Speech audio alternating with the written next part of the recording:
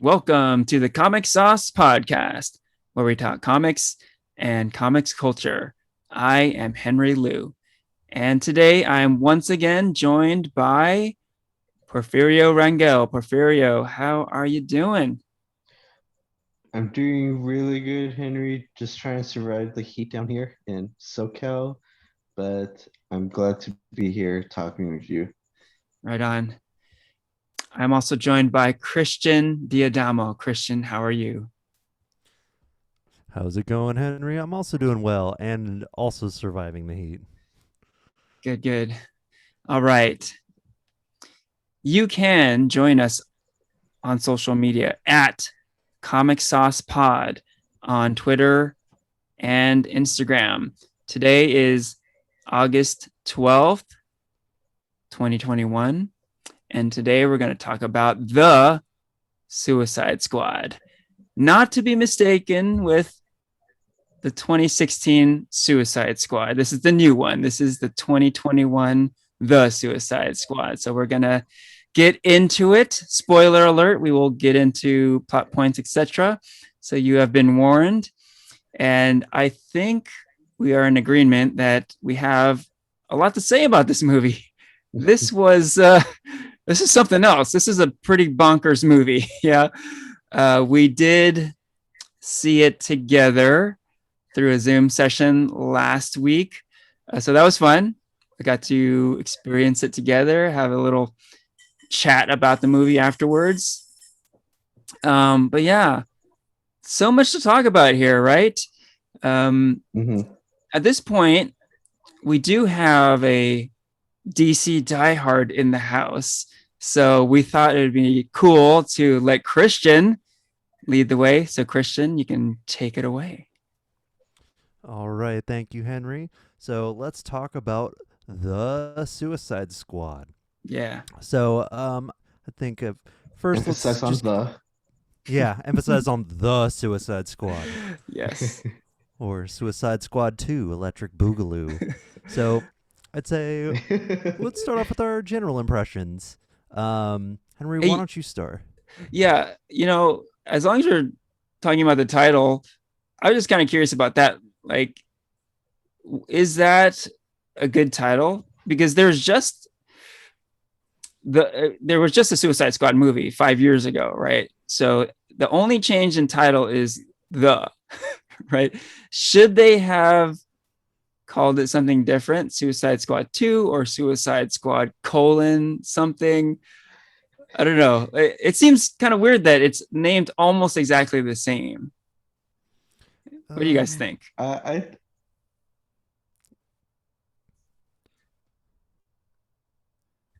oh, I think Porfirio froze. Let's pause for a second.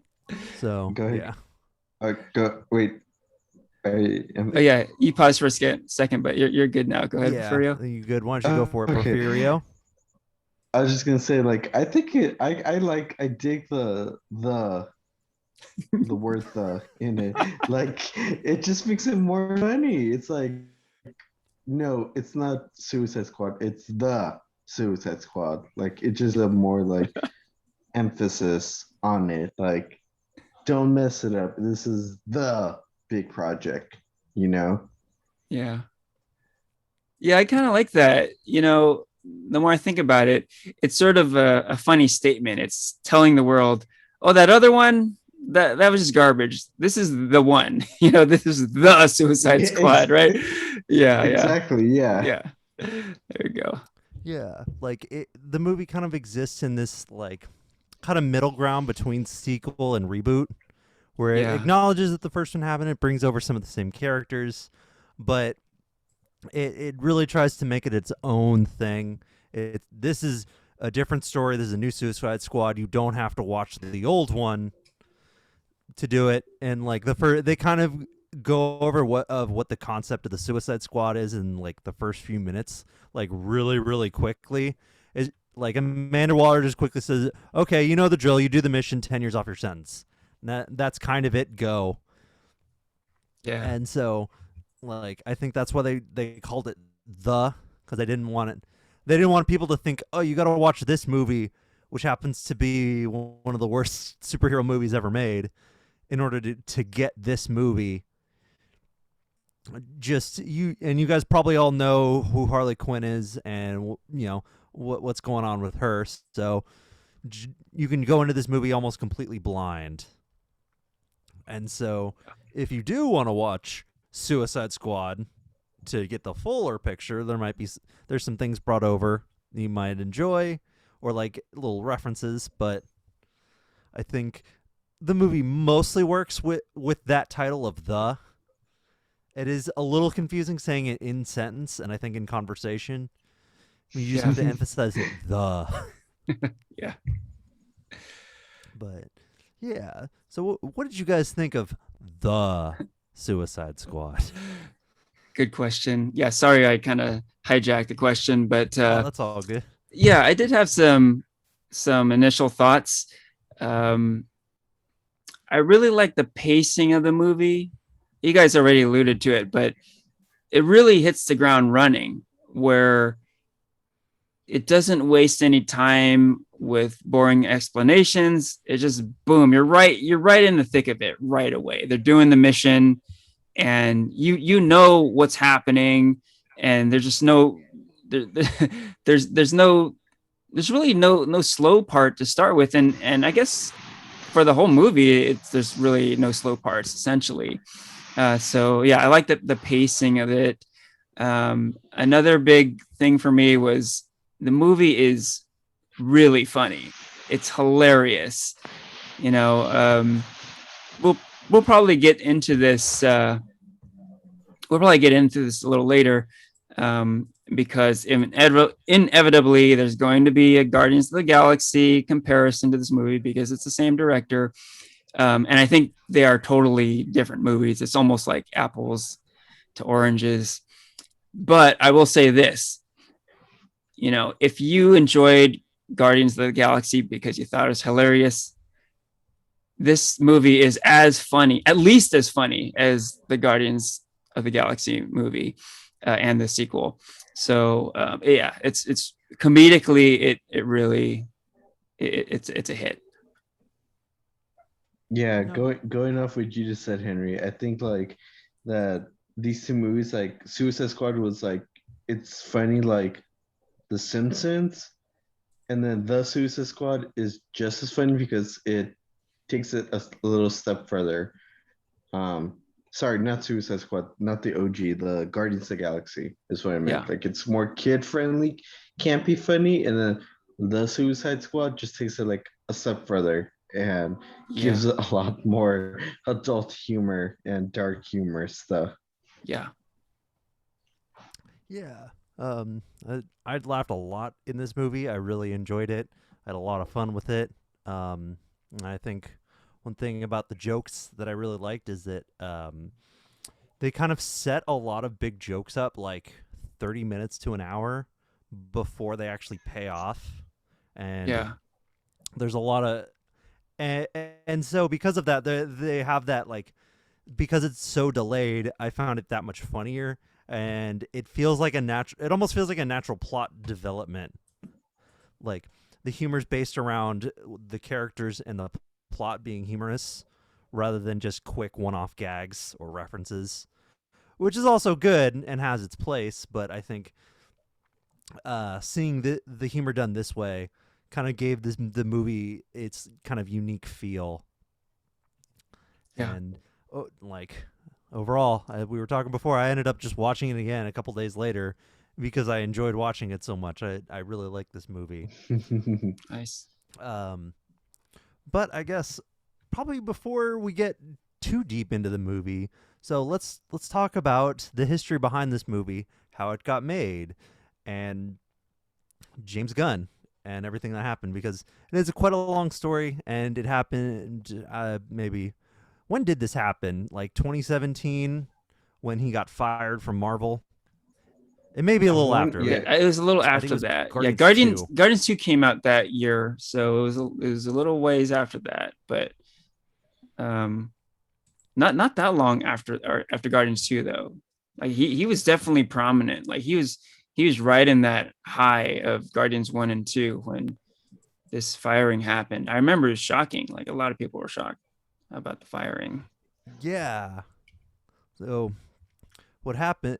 I guess what happened, because we kind of went through a decade in a year, easy to forget, but back, or say, around 2018, 2019, there were some tweets dug up of James Gunn from about 10 years or so before, where he joked about something a little too inappropriate.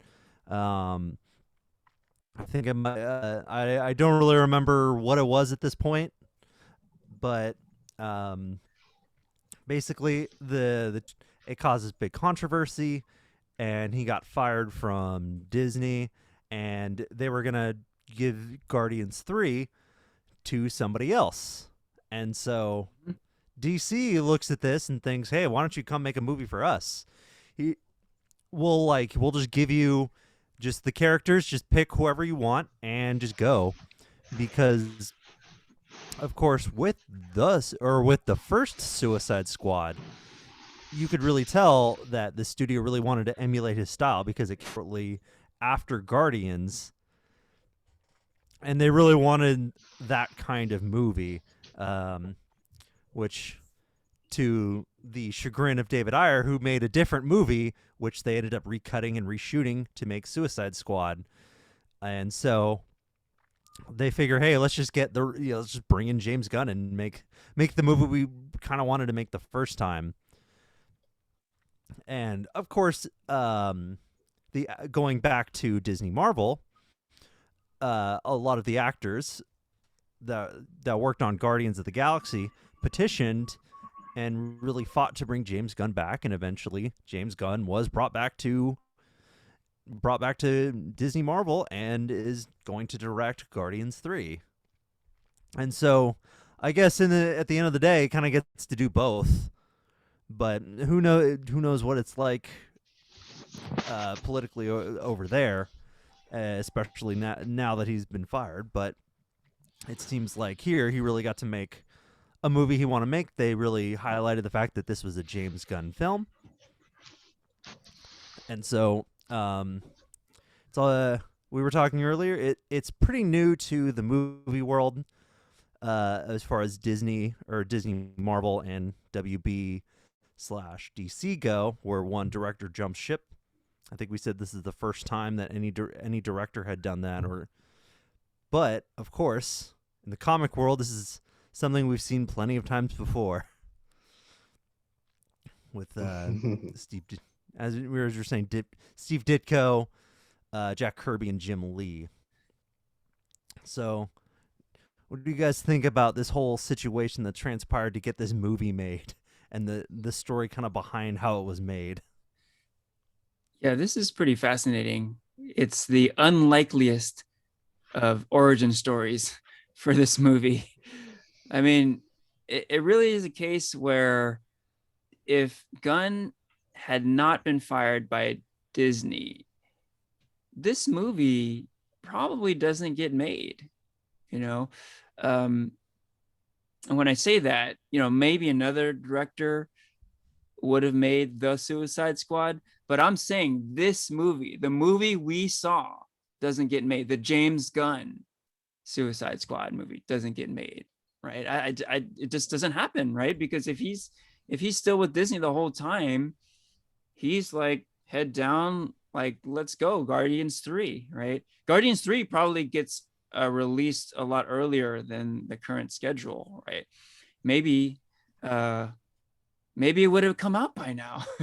It's such a crazy thing. We're talking about the Marvel multiverse. Like, well, maybe there's a timeline out there where James Gunn didn't get fired, and it just would have like had this ripple effect. The Suicide Squad isn't made, and the whole Marvel slate of movies is changed, right? Maybe it has already completed principal photography and is about to release. Who knows, right? All kinds of possibilities. But the fact of the matter is, yeah, he was fired. He did choose to direct The Suicide Squad, and I think superhero movie fans like us really benefit, because we get both. We get The Suicide Squad and Guardians of the Galaxy Volume 3 from James Gunn, right? So it's a win-win from that perspective. One last thought on this. That was a great recap of like the whole situation, Christian. But just a couple other tidbits. I just looked it up. It was 2018 when James Gunn was fired. So it was like just a year after Guardians 2. So like I said, James Gunn was riding high. Everyone was loving him, right? And then boom, he gets fired. And the other thing I wanted to add was his firing had a lot to do with none other than Donald Trump, because he had made some anti-Trump comments. And because of those comments, some alt-right knuckleheads ended up digging up these old tweets, right? The tweets were always there, right? But it was sort of brought to light by these alt-right fuckers, you know, and even that just adds to the whole weirdness of this movie's origin story, right? Because I'm saying the firing led to this movie. You could argue that indirectly Donald Trump himself led to the creation of the Suicide Squad, right? I mean, it's just nuts. The further you dig into this, just the weirder it gets, right? So it's really odd. And yet something in movies you don't see that often. Like, you know, you hear about a lot of weird stuff going on with movies and how movies get made. But this is up there in terms of weird movie origins. You know, this is really up there.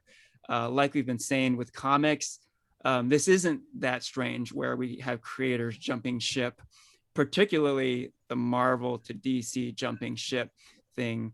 Not too common with movies, but in comics, it's happened a lot historically. And that's interesting too, because that's a pretty compelling story right there. Yeah, the whole like Marvel DC side of it, we haven't seen that a whole lot. Directors playing both sides. So this whole saga is just fascinating. The movie itself, super interesting. I think we've got a lot to talk about, but just the behind the scenes stuff, almost as interesting to me. Just a whole saga here. Yeah. I totally forgot about that bit about Donald Trump and his Trump comments. Yeah.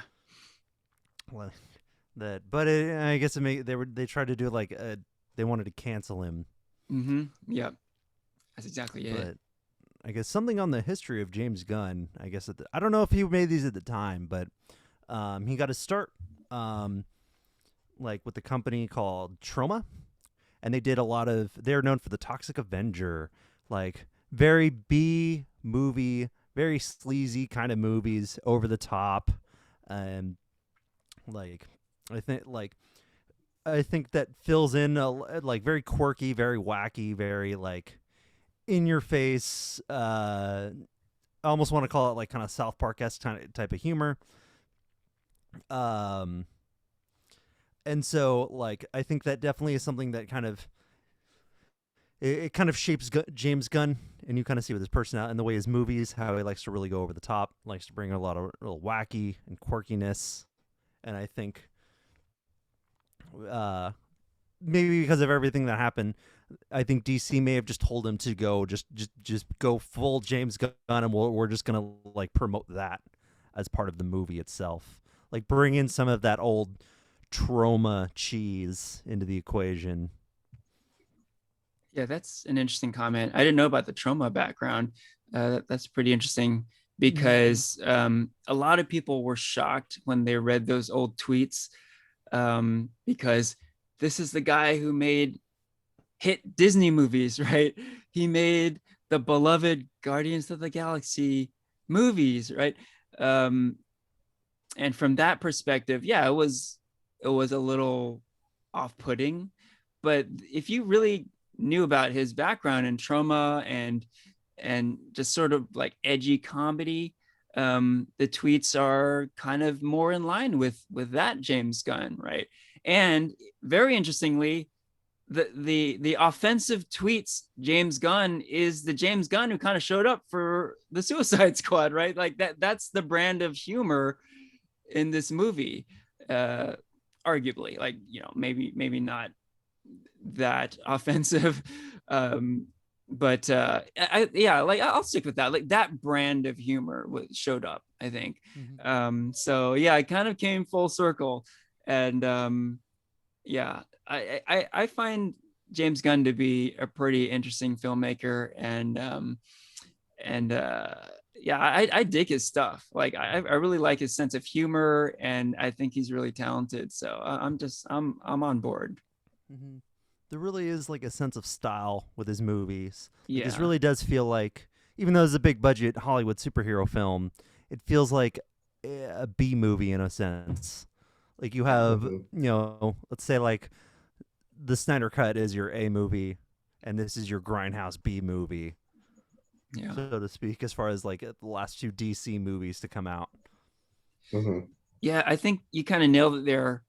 Like Gunn is able to sort of operate on both levels. Like he can handle budget. He can handle spectacle and just big epic stories, but he has like this indie / B movie sensibility to him. So the characters can be really out there. He can have a character like Rocket Raccoon and make him like relatable, right? So yeah, he's got a gift there. Yeah. So I'd say let's get into this movie. Let's start talking about it. Yeah. And so I think, let's see, as far as like one thing that I think really stuck out to me is honestly like the first act of the movie before the title credit scene. I think that's probably one of the best parts of the movie. It sets the stage for the entire movie. It sets up an entire cast that it pretty much just kills off in the first act. And so I've been talking about it. I guess I don't think we've said it before, so I'll say now. Spoilers for the entire movie. And so, like, what did you guys think of that first act where they get an entire team together and storm the beach? I think the first act was okay. It was really shocking. It was just kind of like, okay, so this is the new crew that we're gonna be watching. And all of a sudden, like, like the first 5-10 minutes, like basically almost everybody's killed, and I'm just like, oh my god, like I was just laughing, like I was just in shock. I was just like, oh my gosh, this is awe-inspiring.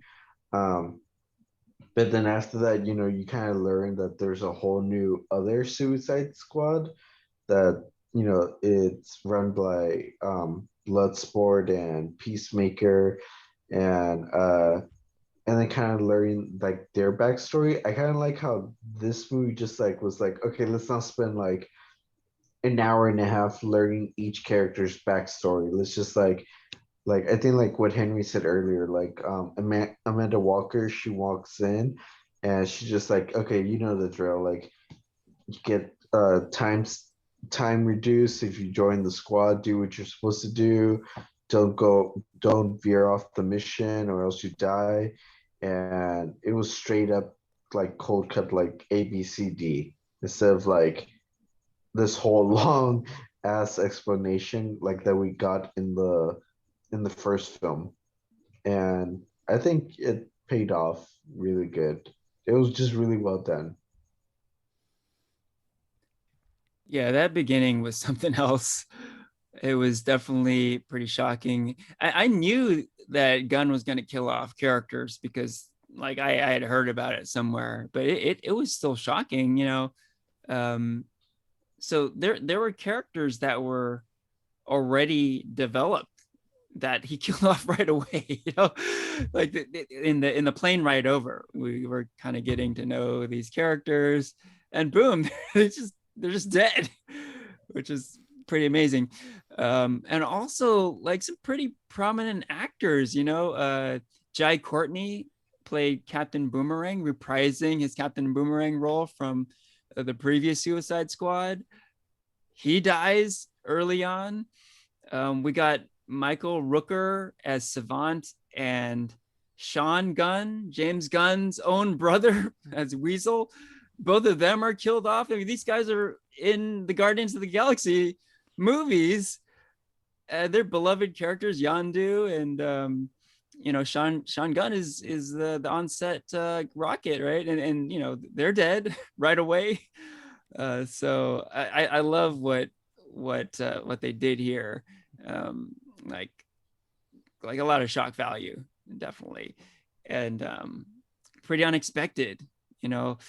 I didn't know that there's this whole other part of the Suicide Squad, like on the other side of the island, that were like the real main characters of the story, right? So pretty great storytelling there, right from the get-go.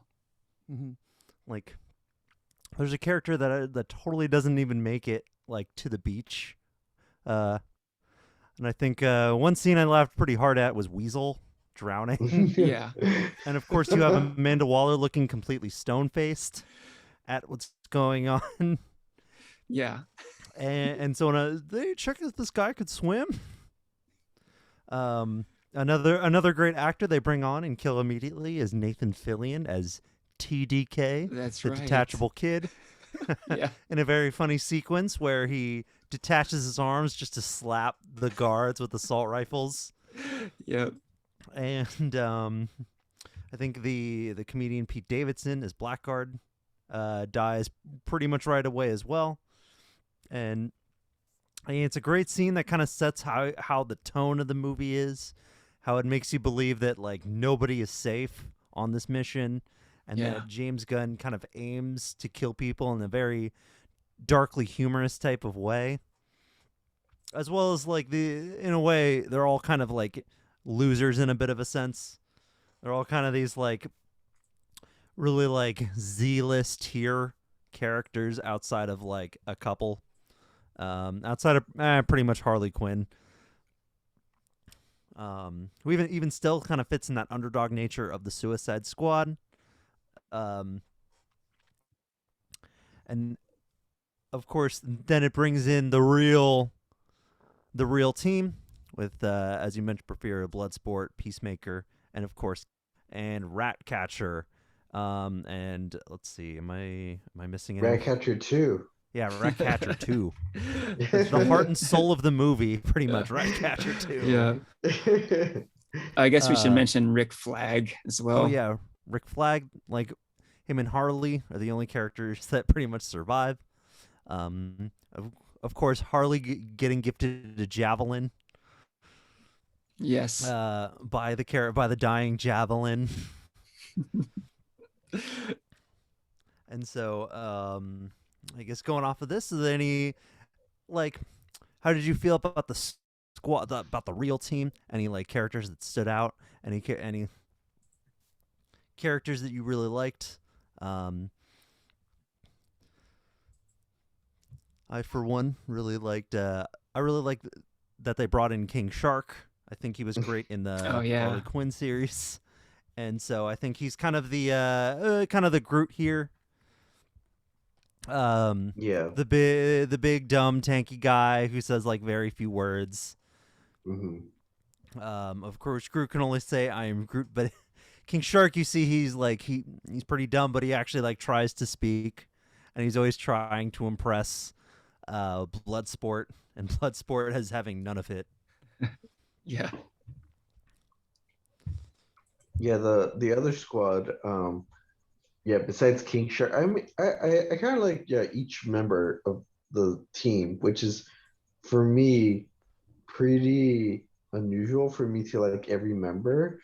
But I mean, like you had like Peacemakers and Bloodsport's like rivalry that just made it like even extra fun.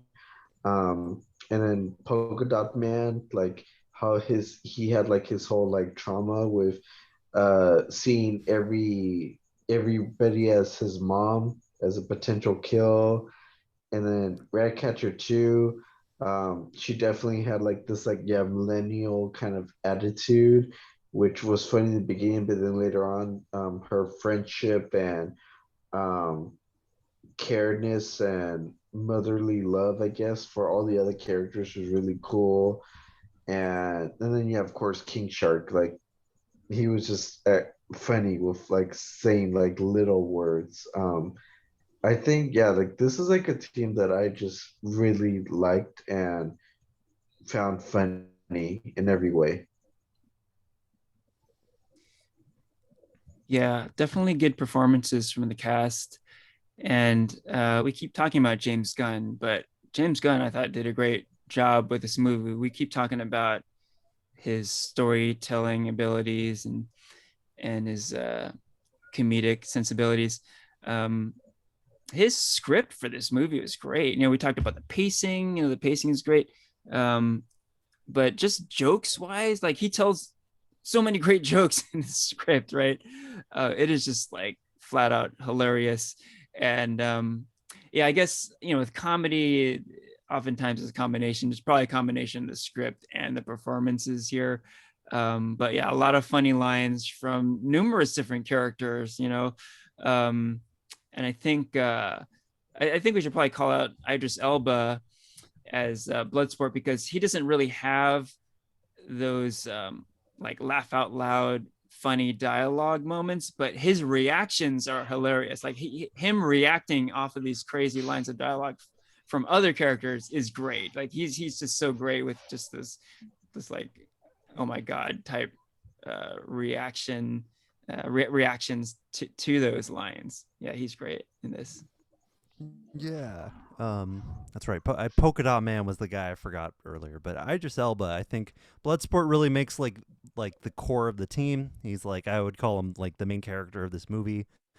Um, and he's the most you get. He's like the character you kind of know most about. I think like his fear of rats. I think is always like something that keeps coming up in the movie, and the way they kind of use that and how towards the end of the movie he's literally covered in rats, Yeah. which I thought was pretty funny. And like, of course, like Porfirio said, his like him and Peacemaker. I thought they made some great foils for each other. I did really enjoy the scene where they're both shooting the guys in the camp, trying to one up each other with the best kill. Mm-hmm.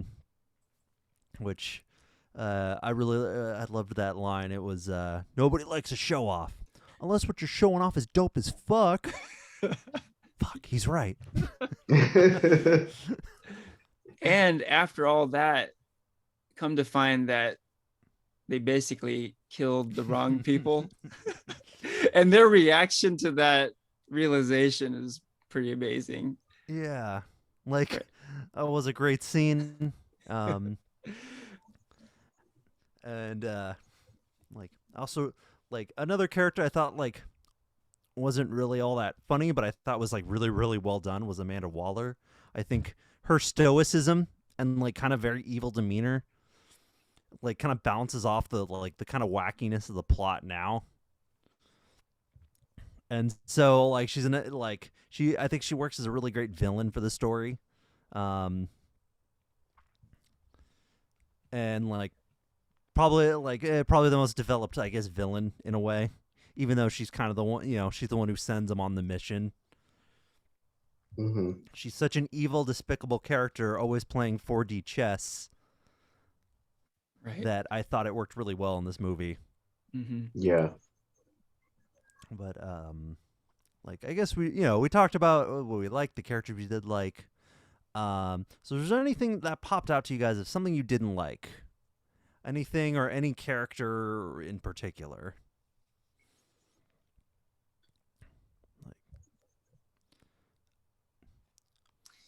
Well, I mentioned it before, but inevitably with this movie, I couldn't help but compare it to Guardians of the Galaxy.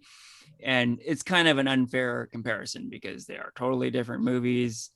Prefer you're saying Guardians is more family oriented. This is definitely like adult entertainment. It's super violent. It's gross. It's kind of disgusting. It's very dark humor.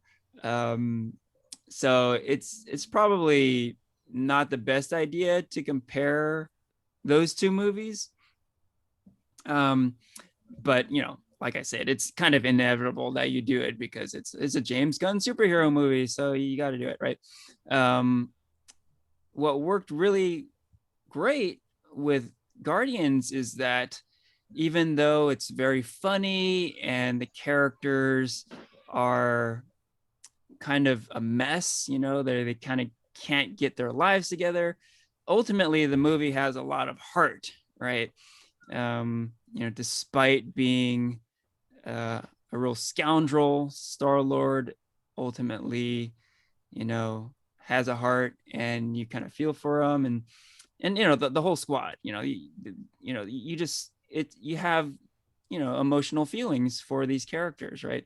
So with this movie, that was the missing piece. I think there's really no heart to this movie, and I don't think that was what James Gunn was going for. I don't think he was, setting out to have a movie that has heart. He wasn't trying to make another Guardians of the Galaxy, and so I can't fault him for that. But at the end of the day, it just felt like, well, this is a hilarious, ultra violent, gross movie.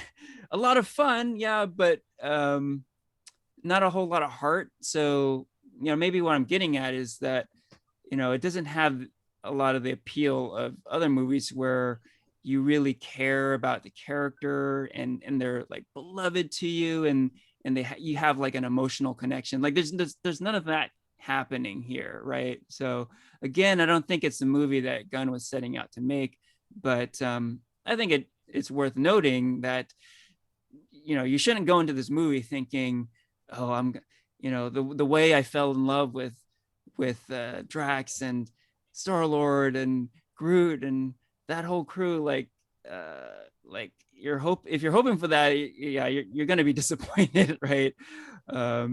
This is almost like a complete 180 from that.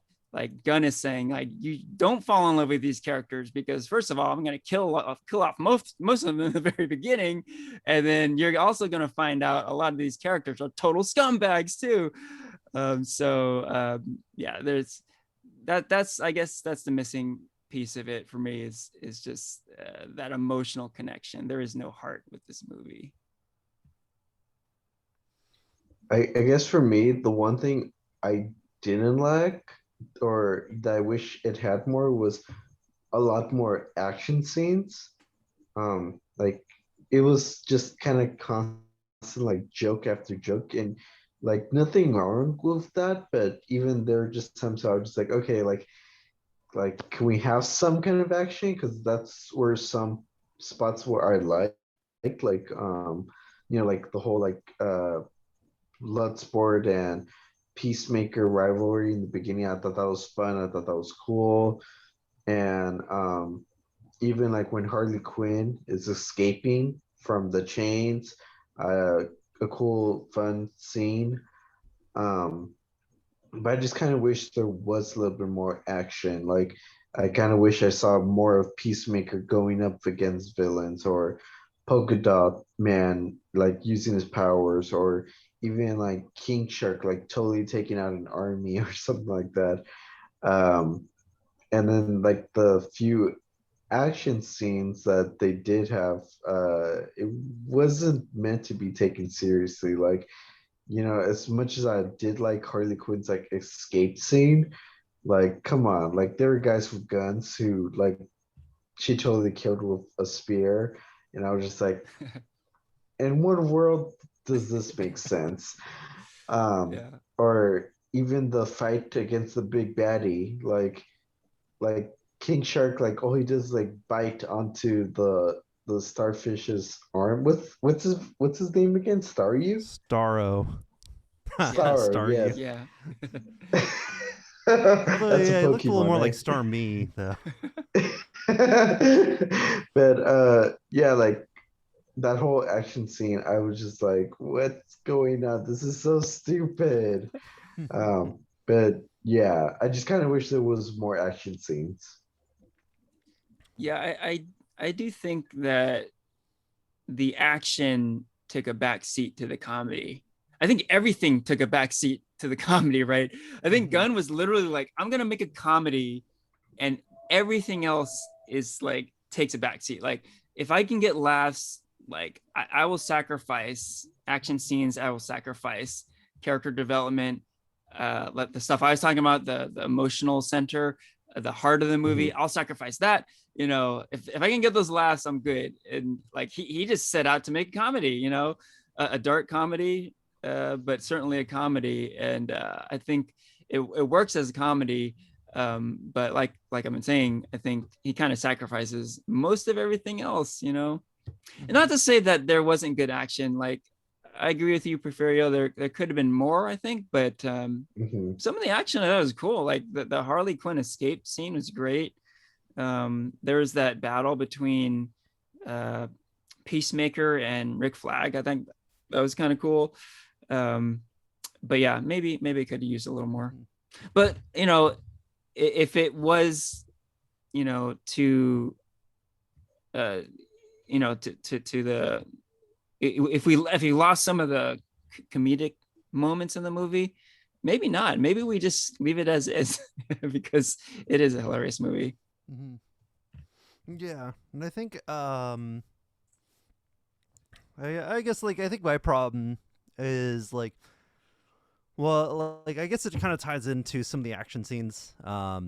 Is that while there was some really good stuff that we saw in the action scenes, the way we talked, the way they were one upping each other, um, or like Harley's big escape, like if you think about like I guess everyone's kind of a villain in the movie, but like, if you think about like who are the big antagonists, there's actually quite a big list because you have there's the three guys who are working in the tower on I think the island of Corto Maltese. You had the general, you had the prince, the president who Harley killed, and you had the thinker, the guy with the tubes in his head. You had Amanda Waller, of course, and then Peacemaker, and then Yeah. of course you had the big kaiju at the end, Starro. Mm-hmm. And so, well, I think the latter three I mentioned, like like they definitely stick out in their own way. Um, I think like the original three, like the three actual like Corto Maltese and like government guys working on Starro, they serve their purpose. Like the president was just kind of there to get killed by Harley. The other guy was just kind of the general for the military, and it's kind of meant to build up Starro and Mhm. as like the big bad. But like I think like any scene, like a lot of the scenes with them, I think were largely forgettable, and that's kind of where the action really revolves around for the first like at least half of the movie before they get to the big bad Starro. Which, while I did love Starro, he had a very great design, and like I thought the way that he shot the little mini guys out of his armpit that like latched onto your face, like it gives the movie like this very disturbing take. You have this giant green purple monster from like Silver Age DC, and seeing it on screen, like you're like, well, that's pretty disturbing the way they shot it. Yeah. And but that is like the last like few minutes. It's really quick, which of course he gets taken out by another something else that I found like, oh man, I loved this scene, but I couldn't help but like cringe. Is just when he's being taken over by all the rats. When you just have the flood of rats and the rats Yeah. get into his eye at the end, Yeah. and start eating Yeah, his eye. And then Harley Quinn has like a moment of like, I don't know, peace of being baptized in the eye or something. Just fascinated being in Yeah. there. Yeah. Oh, it was great. Like Yeah. That ending was completely bonkers. Mhm. But I will say that kind of like what you were saying earlier, Christian, a lot of this weirdness was set up earlier where we had that whole javelin thing. Harley Quinn uses the javelin on Starro at the end, right? And the fear of rats you were talking about with Bloodsport, that's another big payoff, right? His biggest fear is rats, and then the movie literally ends with like a huge mob of rats, right? Mhm. Saving the day essentially. So yeah, we complain about this stuff a lot as plot holes in other movies where things aren't set up well. Um, Again, going back to James Gunn, like pretty solid screenwriting. He sets his stuff up. As crazy as this stuff is, it's thought through, right? And he does set up these moments. Um, I did want to comment too. I'm glad you noted this, Christian, that Starro is pretty gross and disturbing. Like that was kind of off-putting for me too, because I thought it was this pretty cool looking nemesis at the end, this great beast they had to overcome. I, I'm not sure why the decision was made to make Starro so disturbing. Like the way that Starro like conquers is it's really like, yeah, off-putting. I think that's a good way of putting it, because Starro just doesn't just kill people, right? He like enslaves them, right? Like a lot of these people are subject to, I don't know, torture for like decades. It was just really, I think maybe too much. Like I was kind of like disturbed through the whole that whole thing, right? And I'm not sure why that decision was made to do that. um I think a lot of people, when they think of Starro, like comics people, um you think of like, oh, Silver Age and the introduction of the Justice League and this kind of squishy looking thing, kind of cute squishy thing that the Justice League has to defeat. But they don't think of weird crazy shit like we saw in this movie, right? So I feel like it was maybe like shock value that Gunn was going for. um but yeah, that didn't really work for me. It was just kind of gross. And yeah, I didn't dig that part too much. Yeah, it is like something out of a horror movie, you know? Like Yeah, yeah. the movie kind of just like takes like this big left turn into complete horror territory. Yeah, yeah, Because I know, because it's not just like Star, like I think the stars that he shoots out like out of his armpit, which also kind of adds to it. They latch onto your face like the face huggers from Alien. mm-hmm. And so I think that kind of adds to that like horrorness Yeah. of the whole thing. And the way they defeat him is an army of rats, which adds to that like cringe, that like, oh man, yeah, that like kind Do of you remember? cringe, that like kind of stomach churning kind of grossness that they were really Yeah, going for. there was Mhm. definitely a gross out factor at the end of this movie. Yeah. Like, what did you think of Starro Porphyria? Was he too much for you? No, actually, for me, I thought Star was one of the biggest highlights for me in the movie. Yeah. Like, I enjoyed the villain. I thought the design was really cool. I was really laughing when that one tech person back at the headquarters was like, "We gotta kaiju up in this shit now." Like, I was just like, "Yes!" Like, I don't know, because I guess because I love those like Godzilla films and everything, and just hearing like, yeah, like Starro like scream and totally like just tackle shit down. I was like, oh my god, just I'm living for this moment. I love his whole design, and that he wasn't, I guess, like a mindless beast. He was kind of like, like he was able to communicate with the people that he mind controlled and stuff. Um, I actually wish there was more action between the Suicide Squad and Starro. Um, and yeah, like I said, I was a big fan of this villain. It definitely brought that comedic or that comic book um style back to this movie, which I felt was just kind of like missing from most of the movie. Just felt like a movie that was just like a bunch of characters thrown in together for like fuck's sake of it and just for comedic purpose. But I think like Starro just like was like that true brought in that true like trade smart comic book feel to the movie, if that makes any sense. Yeah, I see what you mean. Like, and like, I think with Starro, like, he's not the most used DC villain, of course, um, Hmm. because he is just a big kaiju.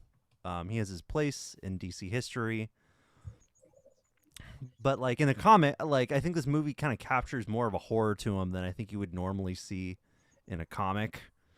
Hmm. Because just seeing it on this, with this big budget, all these characters, and you actually get to see like there's like little tendrils that come out of the back of the starfish that latch on, and then I think there's a point where they're in the lab and they rip off one of the stars off of somebody's face, and they like rips their Hmm. face off. Hmm. Like I think what I think was good with Starro as opposed to say like Doomsday from BBS is that they like kind of slowly build up this threat of Starro and how you have to go into the tower and see what's in the tower, and like you get little bits of him here and there, and the way they talk about how they're doing experiments with this monster, and it's like really built up to, and you're like thinking like, oh man, even if Starro himself isn't in the movie very long, you were kind of, it was like a movie, it was like it's a nice payoff for the Suicide Squad to see like the full like their powers in full force, uh, as well as a nice little cap off end sequence. And whereas like he doesn't just show up at the end just because they need a big end sequence, like in BVS. So I did Yeah. like that. What Yeah, I was gonna ask, so for both of you guys, which one was the better villain, Starro or Enchantress? definitely Starro. Definitely.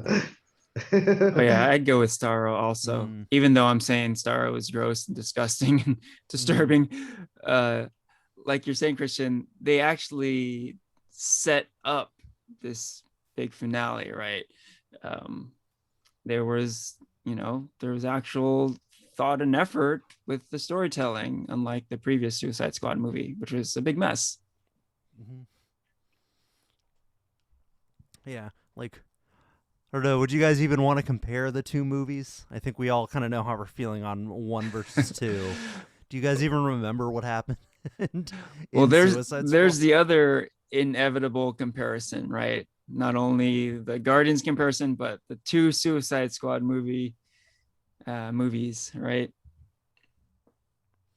But yeah, I like a lot of people. I think this is a superior movie. It's just made a lot better, and it's a whole lot funnier. Um, it's superior almost in almost every way, I would say. Yeah, like I think this it kind of marks like like what I almost feels like two different eras of like this DCEU movie. Um, which I guess we'll get into a little bit later, where you can tell with the first movie, like with Suicide Squad 1, um, they were really trying to echo Marvel. They really wanted to build up their big hero universe. They had a lot of references to like things that happened that they didn't really feel like building up. Like Batman shows up in the beginning, and like the Flash shows up, and they really had like all those pop songs because they wanted to emulate James Gunn's kind of style with Guardians, while also building this big brand of DC. But of course, that movie sucked and failed. So whereas now, like I think because they kind of hit like a bit of a rock bottom with Justice League, the Whedon cut. Um, it seems like they've gotten this idea where they just kind of give a director a project and they just say, okay, just do what you want. Like that's what they did with this movie. It feels like what they did with this movie. That of course they brought Zack Snyder back in to finish Justice League so he can complete his own version of the product, which we got earlier this year and did pretty well. Got a lot of like everyone was talking very highly about it. We all liked it. And of course Joker Yeah, was that's right. was the other I think really big one. And so I guess let's talk about the larger DCEU as a whole, or as we were talking about before, this like pseudo Harley Quinn trilogy. So where do you guys think this movie really like kind of fits in the DCU? Is it part of this like larger universe? Does it fit in with this trilogy of Harley Quinn? Is there like where you kind of see an arc? Like, what do you guys think? Like, where does this movie fit in with the DCU, quote unquote? I have to be honest, I have no idea where any of this fits together at this point.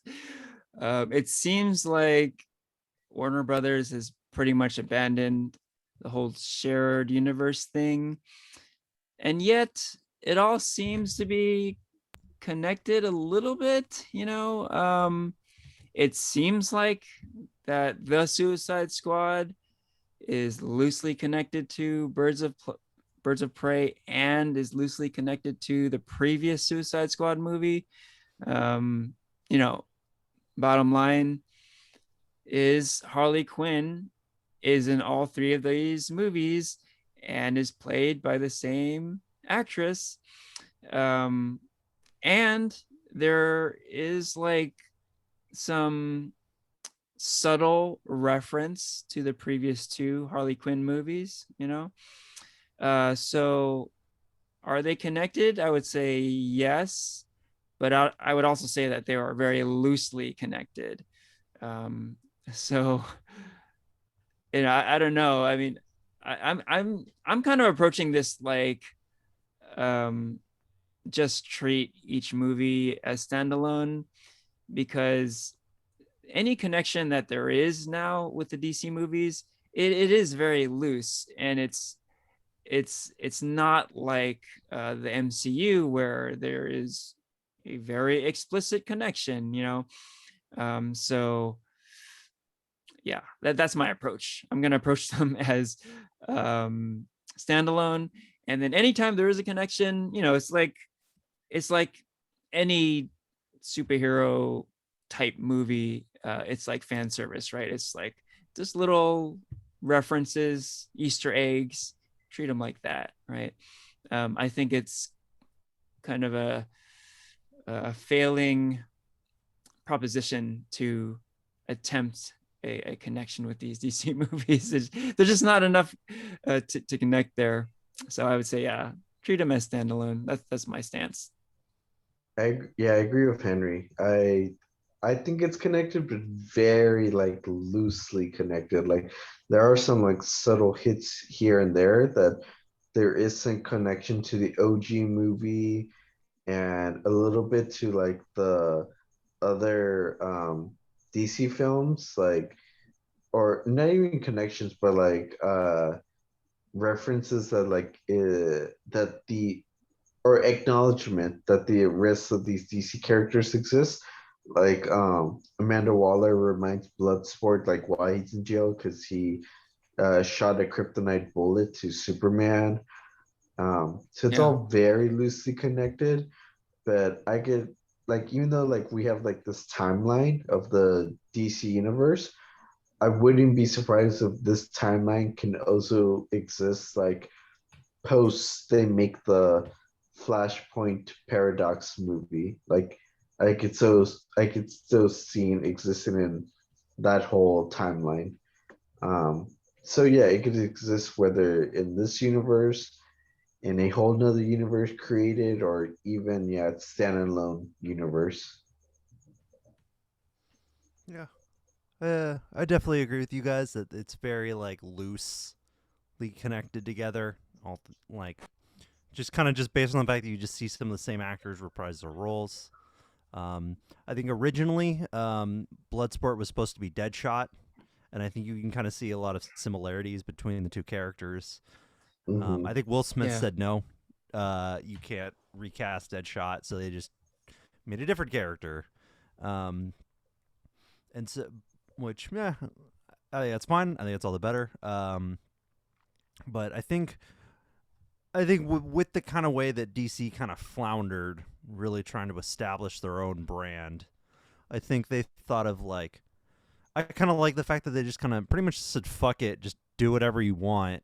We don't care if there's like a through line with like all of these movies that have come out because um I think that separates them from the MCU, you know.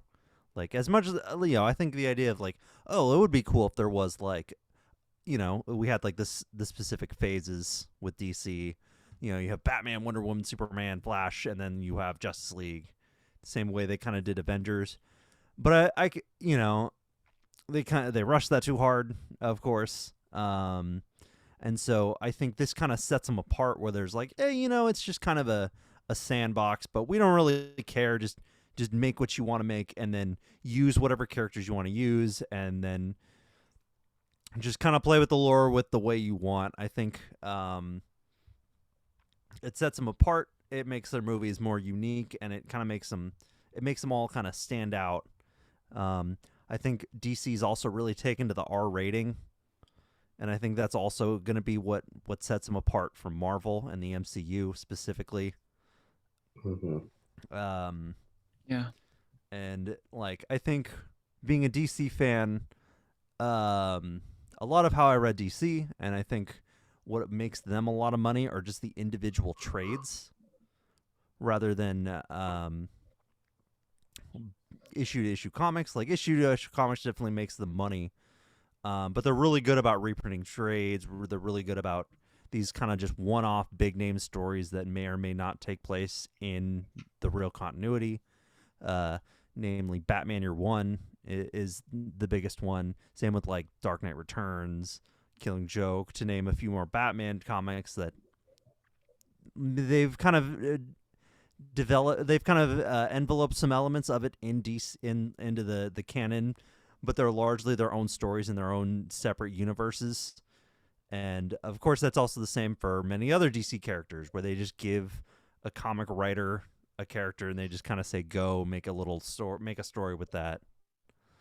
And so I think this kind of echoes that in its own way, and this is kind of them really kind of finding their footing. Yeah, I like what you mentioned about Warner Brothers just kind of saying fuck it with the more recent DC movies. I think that's worked pretty well for them. If you look at Joker, the Snyder Cut, and the Suicide Squad, there does seem to be a different feel with these movies than previous DC movies. There definitely is a fuck it factor. Um, the trappings of previous DC movies don't seem to be here. There seems to be more freedom in the filmmaking. So previously, what we saw with BVS, Man of Steel, Suicide Squad, the Whedon cut Justice League too. There was this feeling that they were really kind of trapped in this singular vision. Like the Nolan Dark Knight trilogy was so successful for them. I could feel them seeing.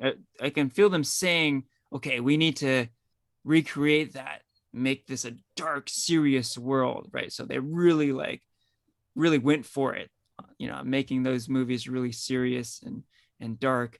But at the same time, they're like, "Oh, look at what Marvel's doing. Let's have this shared universe too." So with the shared universe and trying to emulate the Nolan stuff, I think there's too much that they had to stick with, and there just really wasn't any room for creativity and just a more diverse storytelling. They were just kind of trapped, I think. And And I just really feel like with these more recent offerings, not perfect, there's some shortcomings there too, I think, but there seems to be this more free and easy style to them. And I think that has worked pretty well for the most part. And I'd like to see that continue. Yeah. So, where would you guys actually place this movie? If this was, we'll say this is a DCU movie, where would you guys place this in the larger canon of DCEU? So, I guess that counts, Man of Steel, Batman v Superman, Justice League, both Wonder Woman movies, Aquaman, Shazam, and then the two other Harley Quinn team up movies, Suicide Squad, Birds of Prey. I think that's pretty much all of them. So, yeah, where would you guys place the Suicide Squad in a ranking of these? I mean, I have to, yeah, like actually look at the list and think about where I would place them. But I think like for this version, I think I might place it pretty high. But for the DC universe, that's not saying much because most of them are terrible. Like there are probably like one or two movies that come to mind that I could think of that are just like, oh, this is great. So maybe like in my top five, but yeah, I would actually have to think about like where it places in that top five.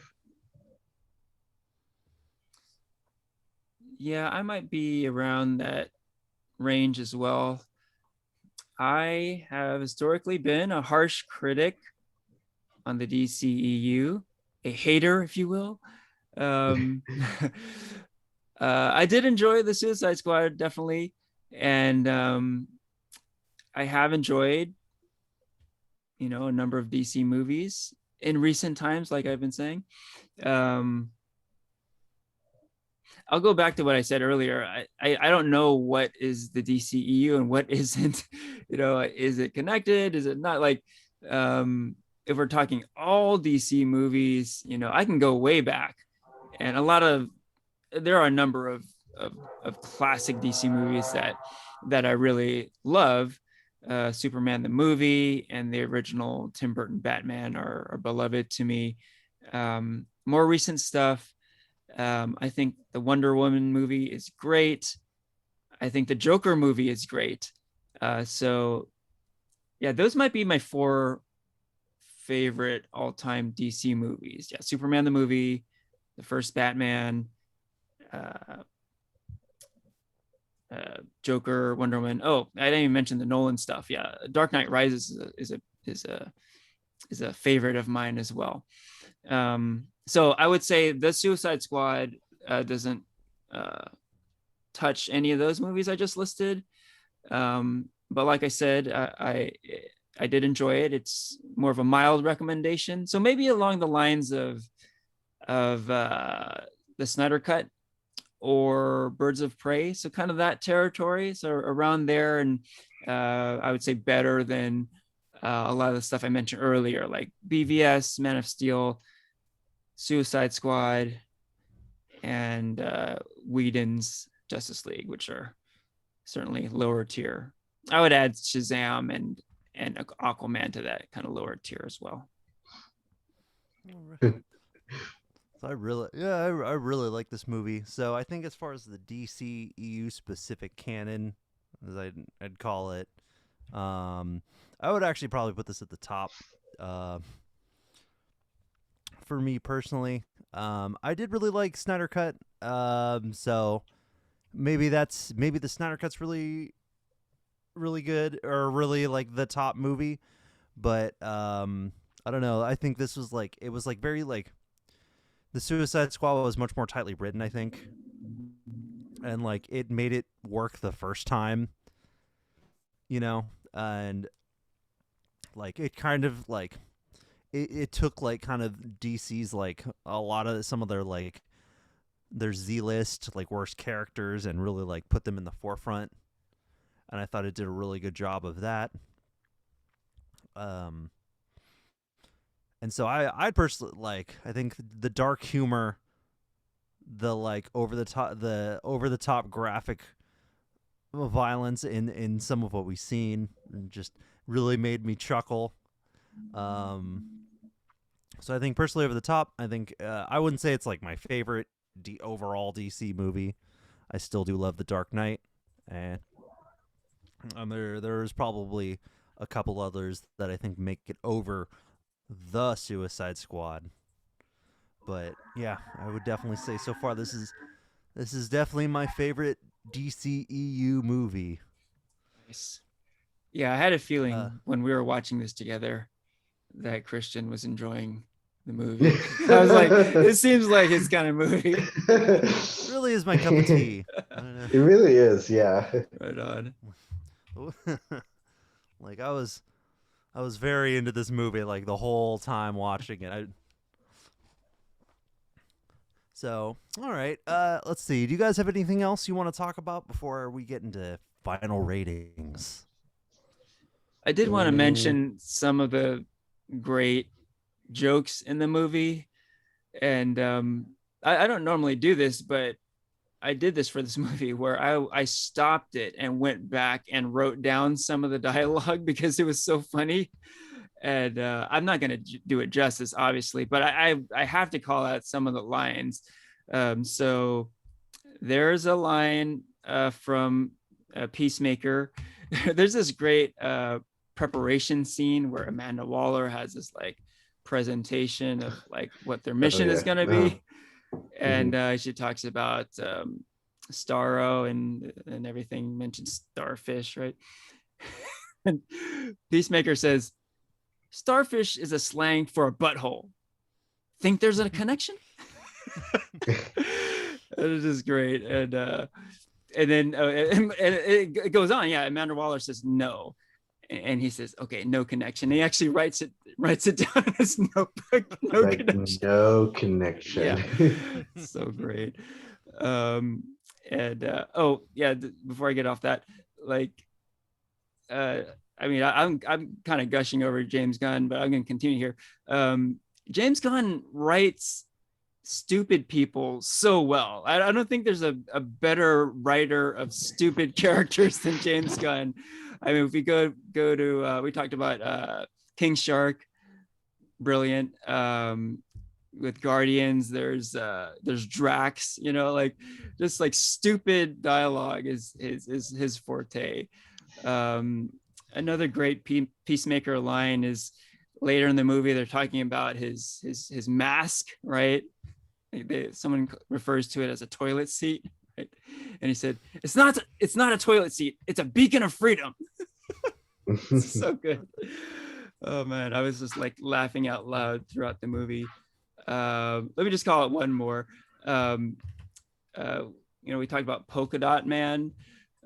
He's got a few great moments in the movie, but I love this line where he's talking about killing people, right? He says, "I don't like to kill people, but if I pretend they're my mom, it's easy." Oh my God, it's just so brilliant.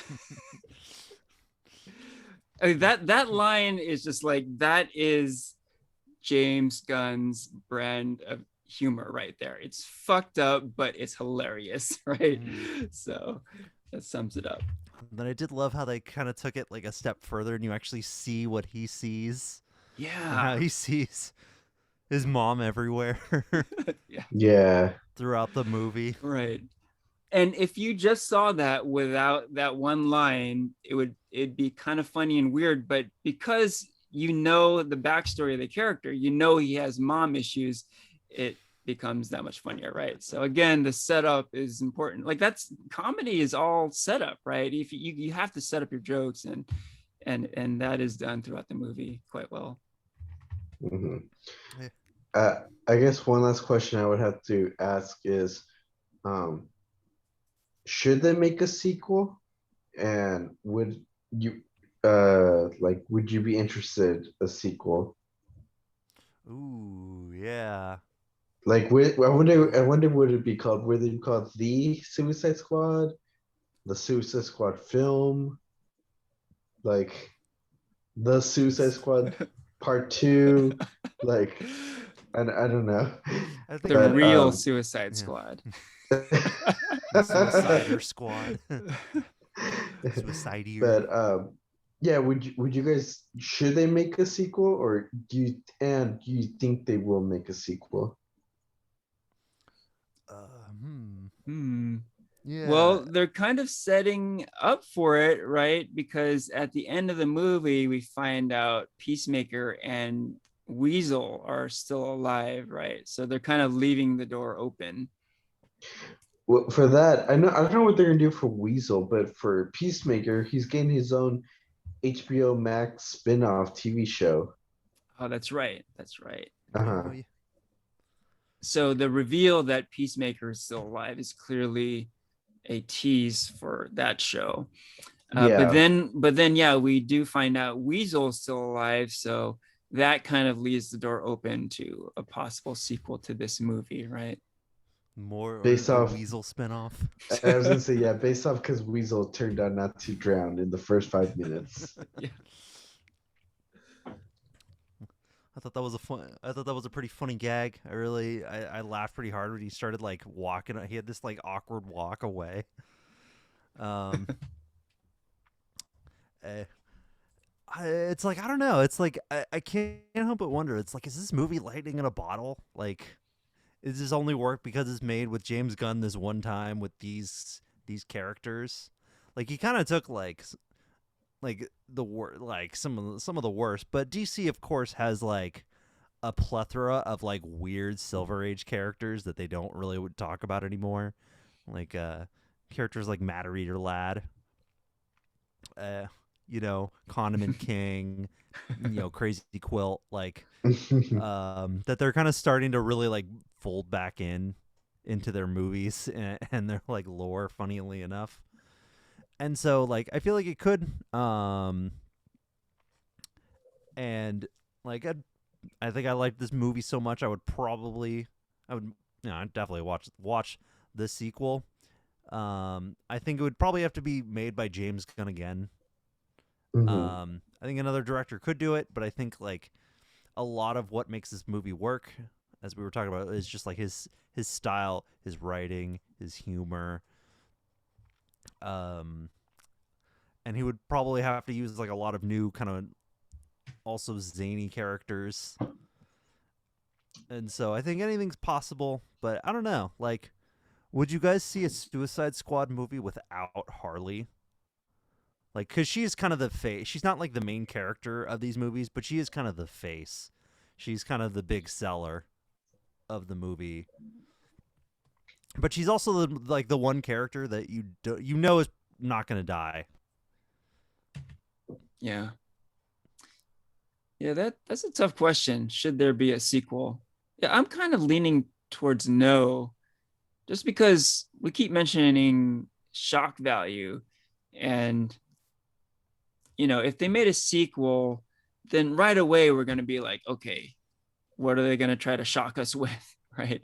There won't be the freshness of this movie where, I certainly was super surprised, shocked at some moments. You just lose that in the sequel because you know what they did in the previous movie, right? So, yeah, you mentioned lightning in a bottle, Christian. I feel like, you know, I feel like that with this movie, just like the fact that this movie got made at all, we talked about how it was really unlikely.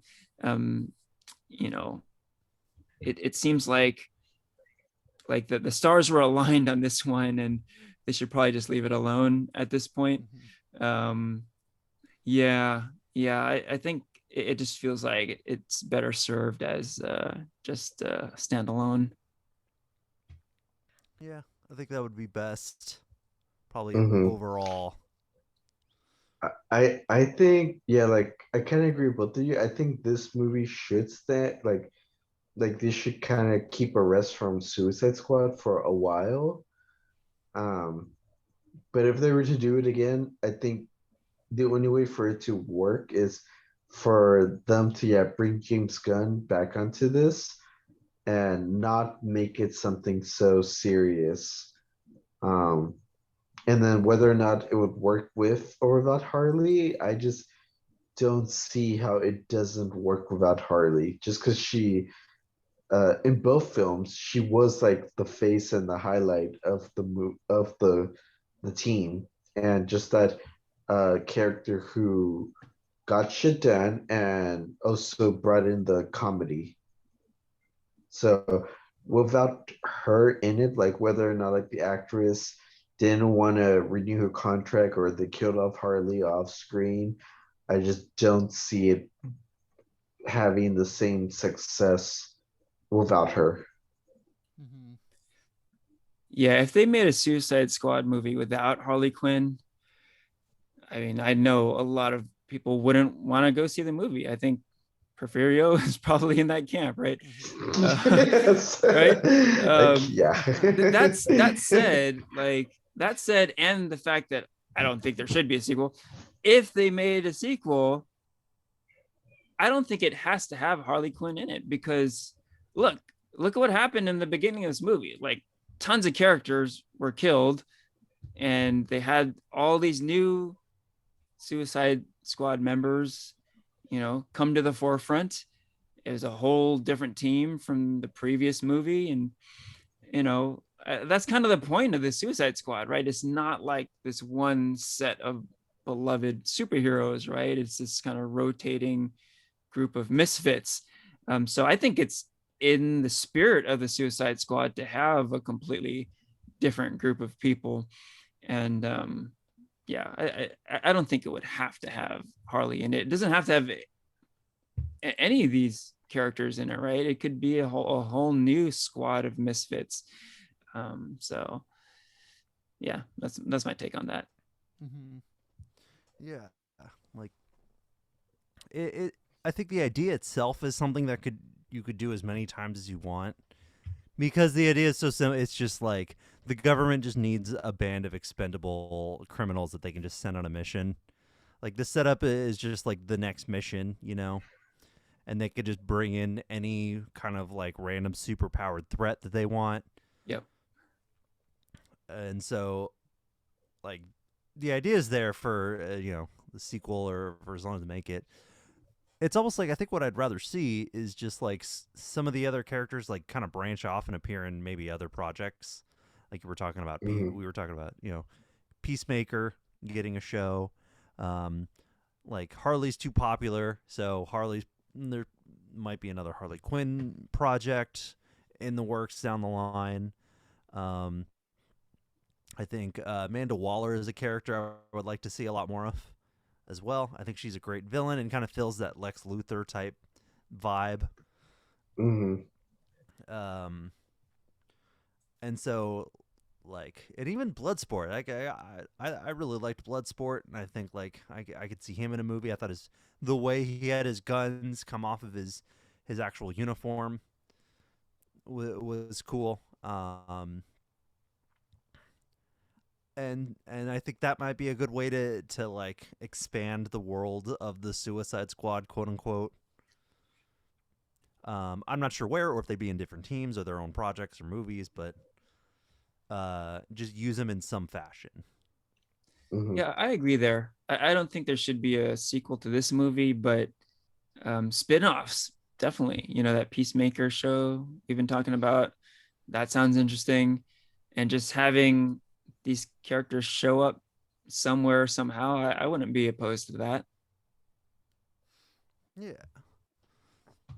So all right, I guess why don't we get into our final ratings? So, Yay. Yeah. what did you guys think of the Suicide Squad? Who wants to go first? I can go. So I kind of alluded to it earlier, but this is more of a mild recommendation for me, I think. So 3 out of 5. Um, yeah, I think it has a lot going for it. I keep saying this, but it is a hilarious movie. It's a comedy. More than anything, it's a comedy, I think. Um, yeah, more than a superhero movie, more than an action movie, more than a horror movie. it's a comedy, and on that level, it delivers. It's very funny, and yeah, I was laughing all throughout. And now that said, I also talked a little bit about how the movie's kind of gross. It's kind of a gross and disturbing movie. let's just let's just say that. Um, yeah, even without like the Guardians of the Galaxy comparison, just like subjectively, it's pretty gross. And violent, yes. Yeah, the violence didn't didn't disturb me as much as like the gross out factor. Yeah, it's hard for me to describe, but yeah, it's a gross movie. It's a disgusting gross movie. Not for everyone. But shoot, yeah, with James Gunn, you really got the sense that he got to make the exact movie that got made, right? Like I get in my mind, I see this scenario playing out where he gets fired from Disney. And the moment he gets fired, I could see like the Warner Brothers execs, let's fucking call James Gunn. We need to hire him right now, right?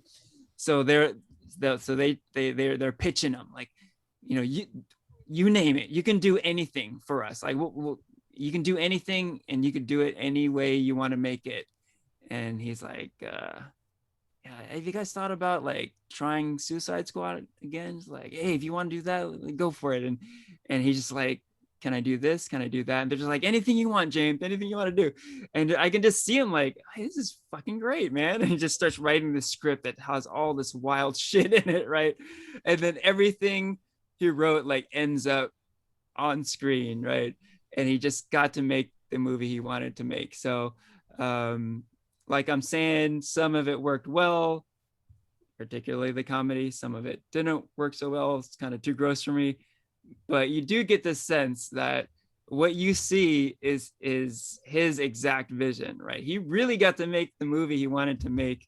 And that alone, I think, warrants a recommendation. Anytime you get to see a filmmaker just like get to do their thing. I think I talked about this with the Snyder Cut too, right? I kind of got the same sense there, right? As opposed to the Whedon cut, where it seemed like there was a lot of like too many cooks in the kitchen type of situations happening. He got to make the movie he wanted to make, so it's cool to see when that happens. And last note on that, I think it's kind of interesting that DC has done this. They've essentially had a redo twice now, right? With Justice League, it's like, that didn't work out so great. Let's try it again. Snyder Cut. And with Suicide Squad, though, they're like, yeah, that didn't work out so great. Let's try it again. And then again, worked out pretty well. So I don't know, maybe they're onto something here. But yeah, definitely enjoyed it. 3 out of 5 for me. Yeah, both in the same year. This is the year of DC redos. Yeah. All right, what did you think, Porfirio? It's so funny when we do these ratings. I'm usually like off with Henry, but this time I'm like straight on the nail with Henry. I give this a 3 out of 5. It was funny. Yes, I enjoyed it. I was laughing throughout most of the movie. I like the characters. I love the music. I love the structure. But there are just some parts where I'm just like, this is too much. Like, I can't with this. Like the jokes, I guess, and I guess, yeah, like Henry was saying, just a little disturbing. And I would have to wait a while before I want to watch it again. But I would still recommend it. Just be like, yeah, like go watch it if you want a good laugh or you just want to watch a stupid ass superhero movie. That's actually pretty good. But it just, I guess, like the humor wasn't my cup of tea, and I just wish there was more action. But I still recommend. But I would, in the end, I would still just give it a 3 out of 5. All right. Well, as I've said before, this movie did like really speak to me. Like I enjoyed the kind of like too much nature of the film. I I I enjoyed the like I really like that kind of like gross out humor and like the just shock value of the characters and the situations they were largely put in. Um, as far as a rating for me, I was like kind of teetering. I think a lot between like 4 and a 5. I think kind of what does hold this back movie for me overall. Like I said, it was like kind of a couple villains that kind of of like the like 5 or 6 kind of fall by the wayside. Um, I think going off Porfirio's earlier comment, like yeah, I could use a little more action in a couple scenes or a little more developed action. This movie does throw like a lot of characters at you and kind of references that.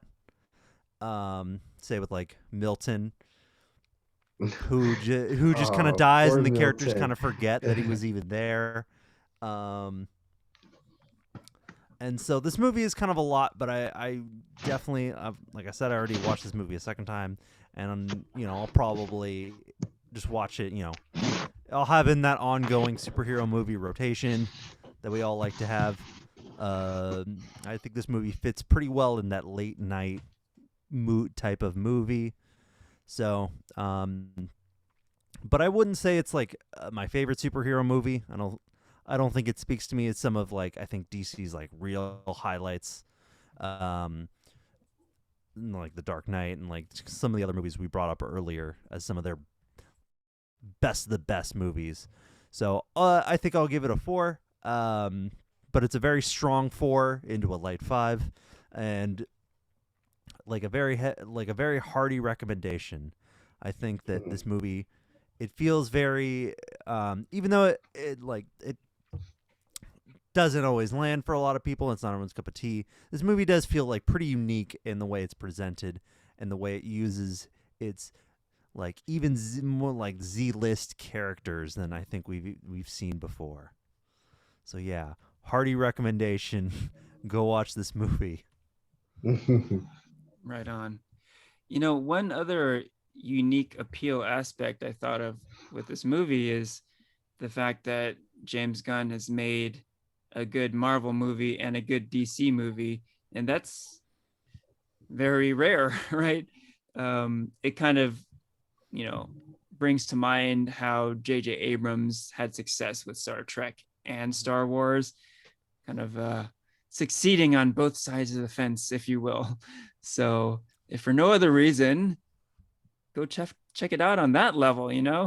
Someone actually succeeded in Marvel movies as well as DC movies, and that's a true rarity right there. Maybe we'll see more in the future. Maybe, Yeah, I wonder. Yeah, I wonder if we'll see more of that, because unlike with comics where creators will sort of like jump ship, go back and forth, we don't see that too much in the movies. So, will we see more of that in the future? Who knows? Will the Russo brothers do a DC project?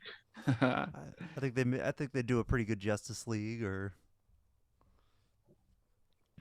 Yeah, you never know what the You future never might know. hold. Yeah. Mm-hmm. All right. With that, we can wrap up the episode.